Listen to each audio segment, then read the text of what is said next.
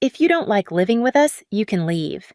My sister said it standing in my living room, holding my champagne, surrounded by strangers spilling drinks on my floor.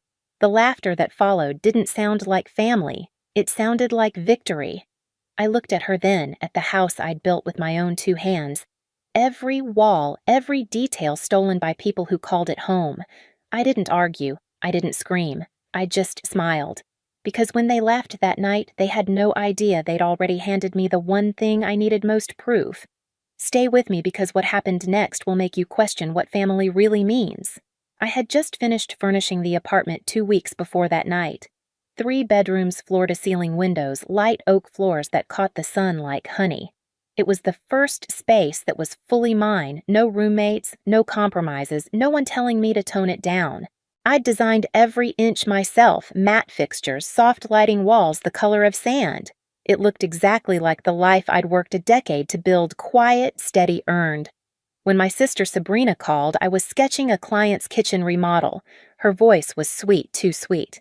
"Just a month," she said. "The contractor said they'll be done by then. You've got 3 bedrooms, right? We'll bring just the essentials." I should have known better. Sabrina's essentials had always come in moving trucks. Growing up, she was the favorite, the one our parents rescued every time she blew something up: credit cards, jobs, relationships. I was the one who cleaned the mess. The last time I lent her money, she bought handbags and told me it was retail therapy. Still, guilt is a strong chain. I said yes. 2 days later, I stood at my window and watched a U-Haul back into the driveway. My heart sank. The doors rolled open to mountains of boxes, toys, plastic bins, even a treadmill. Ethan, her husband, stepped out grinning, holding a game console like it was treasure.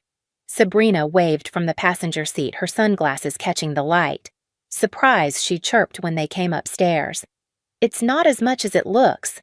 By the time the movers left, my minimalist living room looked like a yard sale exploded. She pointed casually. "We'll take the guest room. The kids can have yours. You can use your office for now, right?" I stared at her words, frozen somewhere behind my teeth. Then I nodded because fighting with Sabrina was like shouting into wind, loud, exhausting, and useless. The first week was chaos disguised as family life.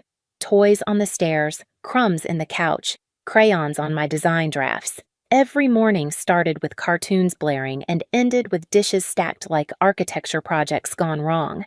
Sabrina worked part-time, which really meant brunches and shopping. Ethan took calls in his underwear from my office chair, yelling at some poor co-worker about deadlines while drinking my imported coffee.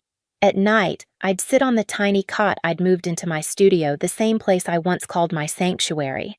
The hum of the refrigerator was the only steady sound left. My own home had become a waiting room I was paying for. One evening I came back from a client meeting to find peanut butter smeared on my white marble counter. Sabrina was painting her nails, scrolling through her phone. "The kids got hungry," she said without looking up. I cleaned in silence, each wipe heavier than the last. When Mom called later, her tone was sharp. "Sabrina says you've been distant. You can't make your sister feel unwelcome. She has enough stress." I almost laughed. Instead, I said, "Sure, Mom. I'll try harder." That night, I lay awake staring at the ceiling, counting the faint cracks in the plaster the same way I used to count seconds during our childhood fights. Back then, she'd steal my things and Mom would shrug. Now she was stealing my peace, and everyone still pretended it was fine. I told myself it was temporary, 30 days, maybe 35. I repeated it like a prayer. But deep down, a quieter voice whispered the truth: Sabrina never leaves until someone makes her. And this time, that someone was going to be me. The first real crack appeared on a Tuesday morning. I walked into my kitchen half awake, holding my mug, and nearly slipped on a puddle of orange juice. The kids were chasing each other barefoot, knocking over chairs, screaming like it was a playground. My once quiet penthouse now sounded like a daycare with no supervision. "Where's your mom?" I asked. "She went out," the older one said, not even looking up. "Out, it's 8 a.m. He shrugged. "She said you'd make breakfast." I stood there in my own kitchen, in my own house, and realized I had somehow become the unpaid babysitter. By noon, Sabrina strolled in wearing sunglasses and a shopping bag swinging from her wrist. "You're welcome," she said, dropping a box of pastries on the counter. "For what?" "For breakfast. You didn't have to cook." I stared at her, this woman who could turn any problem into your fault. Sabrina, you can't just disappear in the morning. I work from home. I have clients. You're always working. She cut in like it was an accusation. The kids need attention too. They're your kids. She rolled her eyes the way she used to when we were teenagers and she'd been caught lying.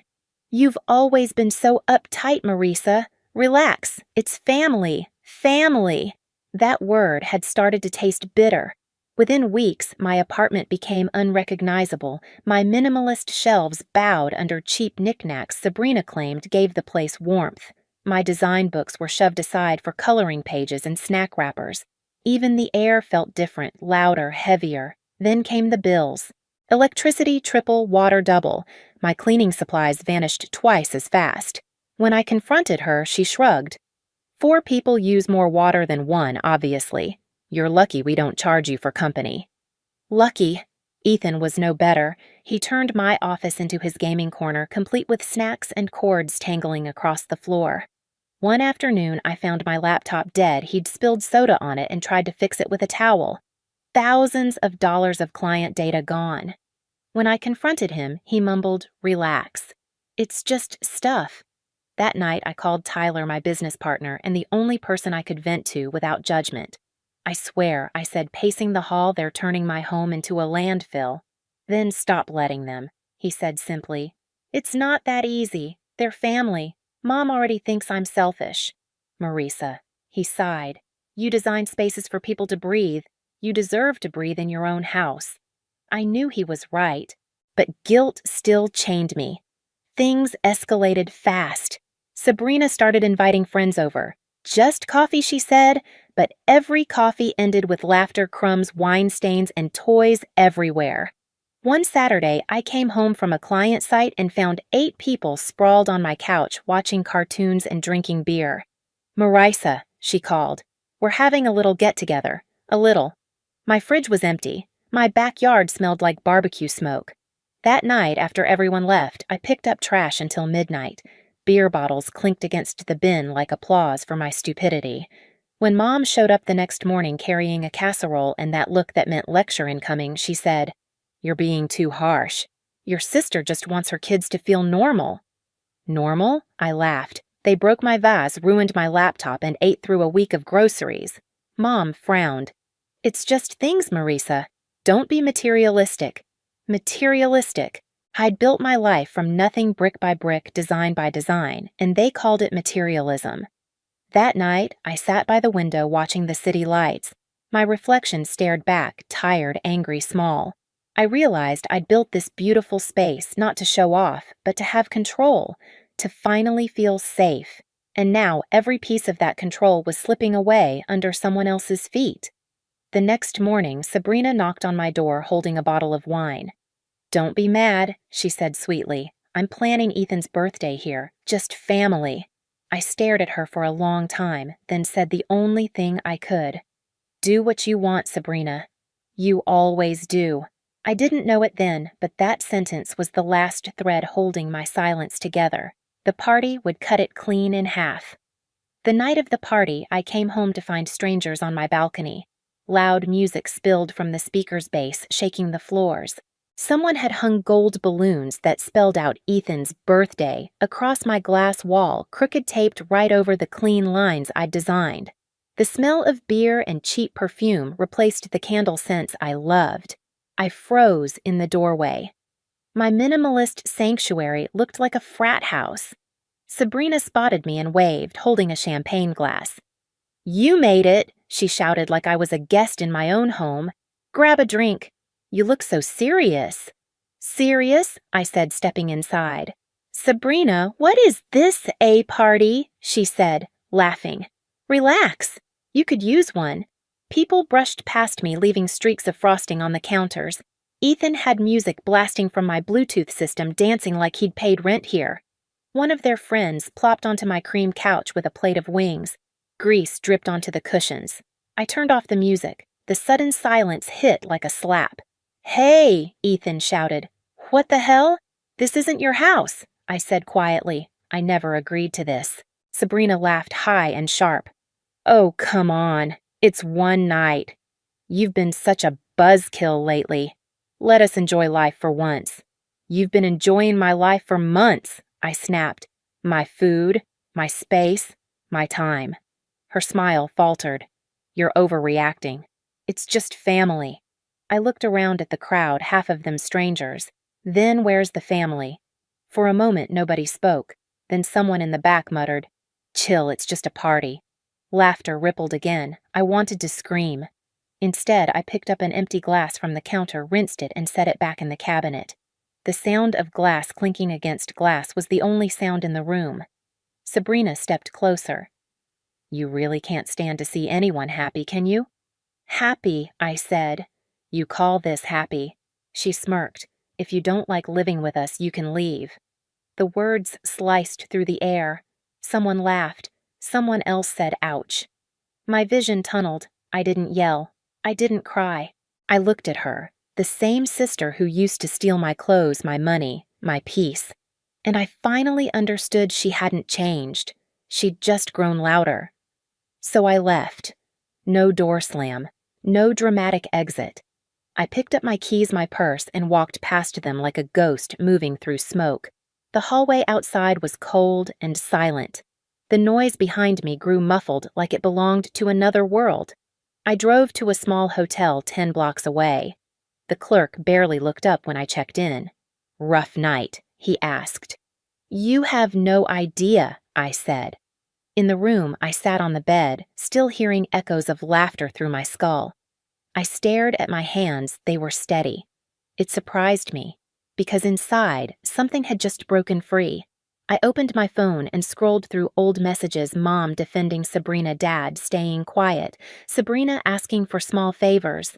It was all the same story, over and over. I'd just been pretending not to see it. The next morning, I drove back.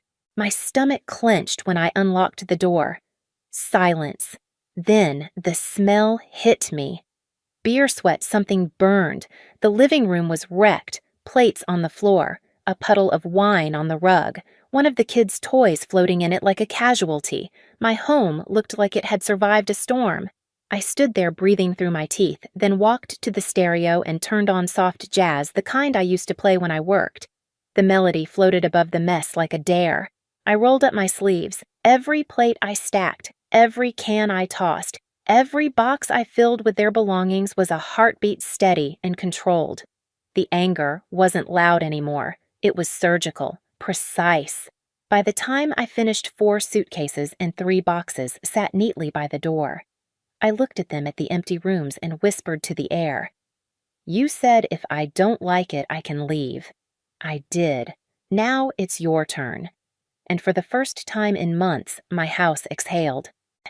By noon, I'd packed everything that didn't belong, every toy, every shoe, every thread that screamed of invasion. My place was still messy, but at least it was mine again. The soft hum of the air vent sounded like peace, trying to find its way back home. Then I heard keys at the door. Sabrina walked in first, holding a grocery bag, sunglasses still on, like she didn't expect to find anything wrong. Ethan followed, dragging the kids. He froze when he saw the luggage stacked by the door. "What are you doing?" Sabrina asked, her voice already cracking around the edges. "Packing," I said. "You can't kick us out." I turned calm, but steady. "You told me to leave my own house, remember?" Her face flushed red. I was joking. "No," I said quietly. "You were testing how far you could go. Congratulations, you found the line." The kids looked confused, shifting from foot to foot. I felt a pang of guilt for them, but not enough to stop. "You're unbelievable," she hissed. "You think you're better than everyone because you have a nice apartment and a business. You've always thought that." I smiled just enough to unnerve her. "You think I'm better than you. That's the real problem." Before she could answer, my phone buzzed. A notification from the building manager. Noise complaint investigation complete. Violation confirmed. I'd filed it the night before. Attached was a fine with Sabrina and Ethan's names on it. "Oh, and this," I said, scrolling. "Mrs. Langford from next door sent me the footage from last night. All the noise, the mess, the words you said." Her jaw went slack. "Don't worry," I continued. "I only sent it to Mom and Dad. along with the bills for the last 3 months. "You're sick," she whispered. "No," I said. "I'm done." Ethan finally spoke, voice low. "Where are we supposed to go? I already found you a rental. 2 bedrooms close to the kids' school. First month's paid." I held out the folder. "After that, you're on your own." They just stared at me. Sabrina furious, Ethan humiliated. When my parents called that night, I didn't answer. I let the voicemail play while I folded laundry in the living room. Mom's voice cracked with anger. "You can't throw your sister out like that." I muted the phone and turned up the jazz. For the next few days, the silence was beautiful. The air was lighter. I could hear the city again instead of their noise. I went back to work, catching up on projects I'd almost lost.